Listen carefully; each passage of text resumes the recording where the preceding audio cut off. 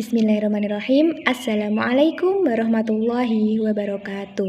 Saya Elvida Zahrotu Nadia dari kelas PAI 4C, nomor absen 10 dari Fakultas Tarbiyah dan Ilmu Keguruan IAIN Tulungagung. Baik, di sini saya akan menyampaikan hadis yang kelima tentang permudahkanlah dan jangan mempersulit. Nah, hadisnya berbunyi sebagai berikut. Bismillahirrahmanirrahim.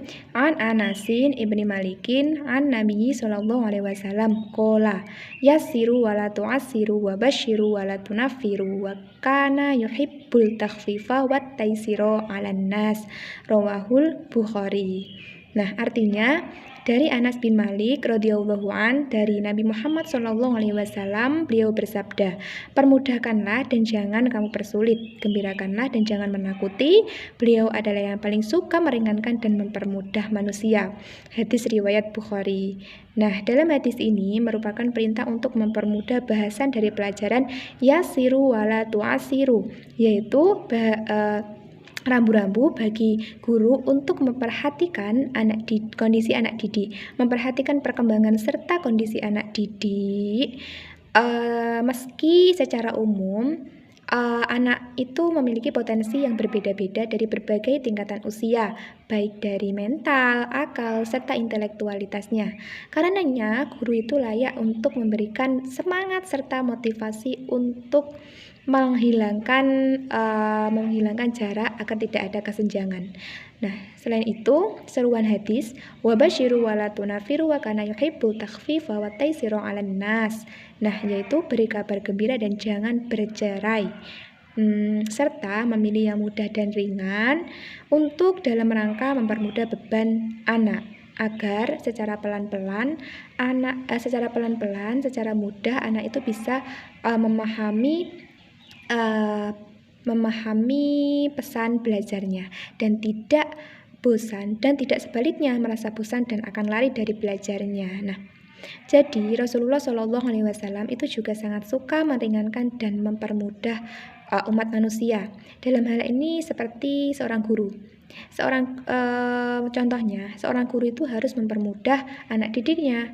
Contohnya seperti proses belajar. Dalam proses belajar itu kan ada yang mudah dan ada yang sulit. Nah, yang dilakukan seorang guru itu harus melakukan yang mudah terlebih dahulu kepada anak didiknya, lalu yang sulit. Nah, ketika yang mudah ini bisa terlampaui dengan baik, bisa tersampaikan dengan baik, maka yang sulit ini juga akan bisa tersampaikan dengan baik juga, begitu.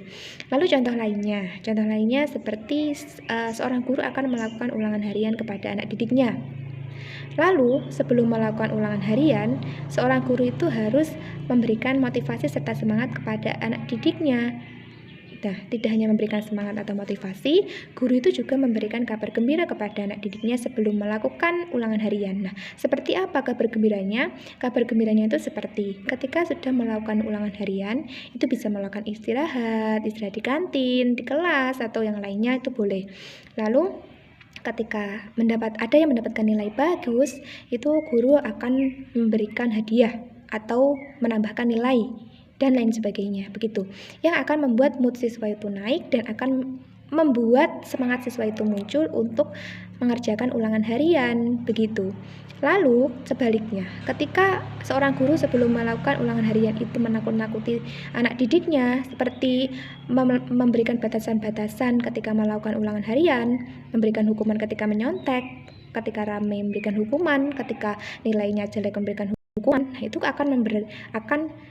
hal seperti itu akan memberatkan siswa dan akan menakut-nakuti siswa sendiri, yang membuat mood siswa itu turun dan membuat siswa tidak bersungguh-sungguh untuk mengerjakan ulangan harian yang diberikan oleh guru, begitu.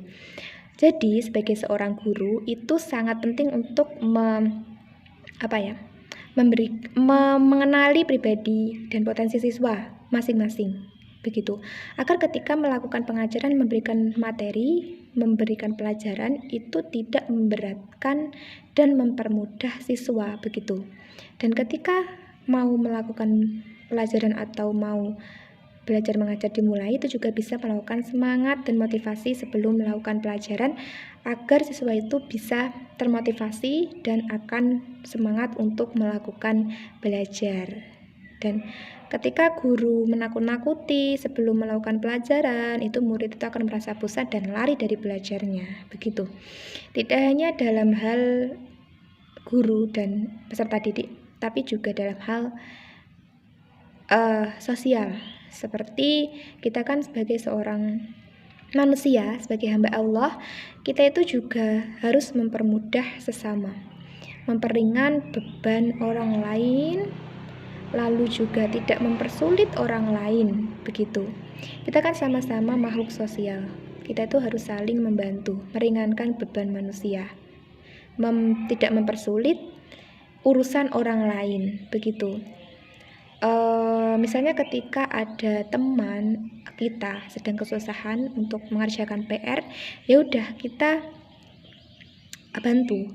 Dengan kita bantu, itu kan kita meringankan beban orang lain, begitu.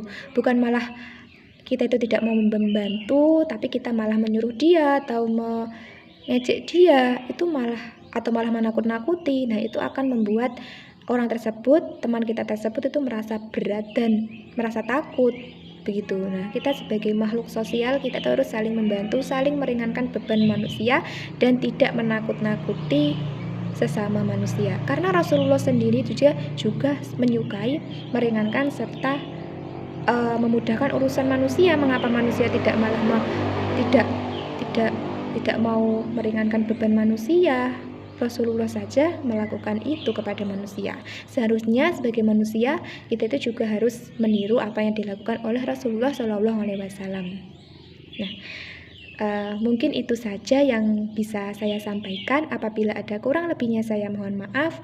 Wabillahi taufik wal hidayah. Wassalamualaikum warahmatullahi wabarakatuh.